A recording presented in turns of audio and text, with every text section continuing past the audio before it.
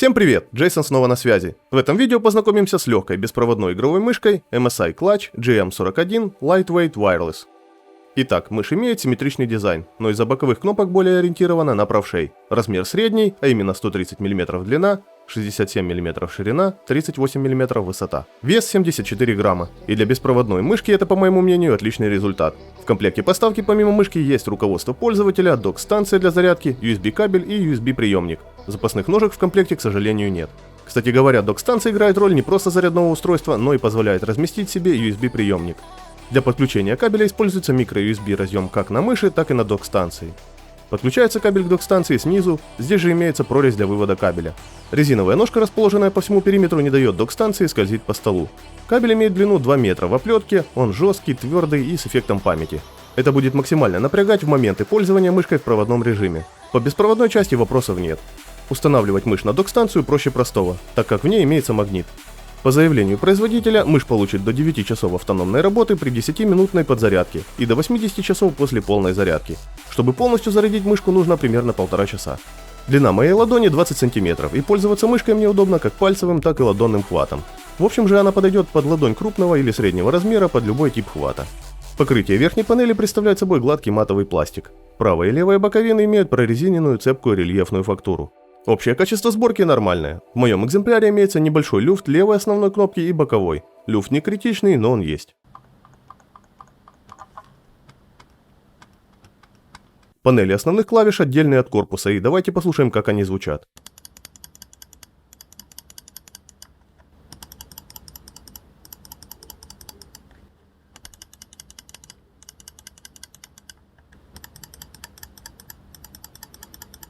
Кнопки удобные в использовании, нажатие среднее, клик четкий. Микрики использованы Omron на 60 миллионов нажатий. Колесо прокрутки прорезиненное, клик хороший, четкий. При прокрутке оно громкое, имеет четко выраженные позиции.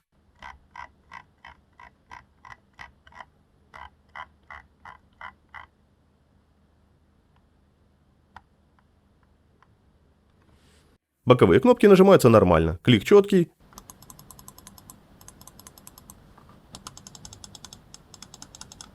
Конкретно мне не хватает более выраженного разделения между ними. На нижней части мышки имеется кнопка включения и кнопка переключения DPI. Скользит мышка на 6 тефлоновых ножках. Ножки классные, скользит мышка отлично, так что к ним вопросов нет. Сенсор здесь использован Pixar 3370. Это на данный момент один из топовых игровых оптических сенсоров, рассчитанный на беспроводное использование. К его работе у меня никаких претензий нет, сенсор отличный. Разрешение может меняться в диапазоне от 100 до 19 тысяч dpi, с возможностью программной настройки до 20 тысяч dpi. Единственная зона RGB подсветки на мыши — это логотип. Для видео я его оставил включенным, но в повседневном использовании он у меня всегда был выключен. В качестве ПО для данной мышки можно использовать либо MSI Center, либо Dragon Center. Установить их одновременно невозможно, поэтому выбирайте что-то одно. Функционал у данных программ идентичен, разве что отличается дизайн и расположение некоторых разделов и параметров. Я лично использовал Dragon Center. На первой базовой вкладке устройства пользователю доступно переназначение 5 основных кнопок. На них можно назначить команды мыши, медиа-команды, управление чувствительностью или макросы. Можно восстановить назначение по умолчанию, либо отключить клавишу полностью. Для сохранения всех настроек мыши есть 3 отдельных профиля, которые можно назвать на свой вкус. Во вкладке «Датчик» находятся все важные параметры настройки сенсора.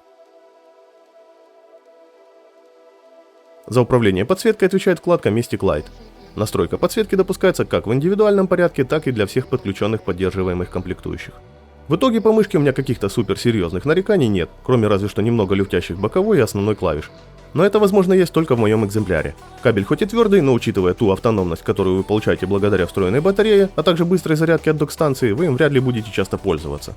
В остальном это отличный энергоэффективный сенсор, легкий, крепкий и комфортный корпус, хорошие переключатели с ресурсом на 60 миллионов нажатий и классное колесо прокрутки. И еще раз повторюсь, отличная автономность. В общем, если вам эта мышка приглянулась и у вас будет возможность оттестить ее лично до покупки, обязательно это сделайте. Тогда вы точно будете уверены в своем выборе. Ну а на этом у меня все. Ссылочки с актуальными ценами на данную мышку найдете в описании. Всем хорошего настроения, с вами как всегда был Джейсон, до скорого!